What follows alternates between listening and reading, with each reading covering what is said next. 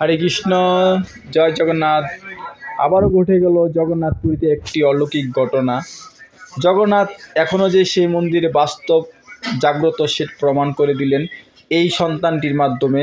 তার বাবা তাকে নিয়ে প্রায় অনেক দিন মেডিকেল দৌড়াদৌড়ি করে ডাক্তার তাকে ঘোষণা দিলেন যে প্রায় মৃত অবস্থা। তখন সে বাবা আর এদিক সেদিক না চেয়ে সরাসরি ডাইরেক্ট জগন্নাথ মন্দিরে নিয়ে আসলেন। নিয়ে আসার পর জগন্নাথের কাছে প্রার্থনা করলেন, জগন্নাথ তুমি ছাড়া আর কেউ আমার নেই।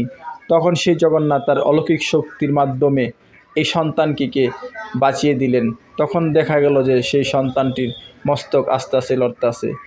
অনেক কষ্ট, যদি হৃদয় থেকে ভালোবেসে যদি জগন্নাথকে ডাকেন, অবশ্যই আপনার সেই কান্না বাস্তব হবে। তখন যে সেই জগন্নাথ তার বাচ্চাটিকে জ্ঞান ফিরিয়ে দিলেন। সেই মুহূর্তে ভগবানের কৃপায় পুরা মন্দিরে হইচই লেগে গেল, জয় জগন্নাথ বলে ধ্বনি দেয়া হলো।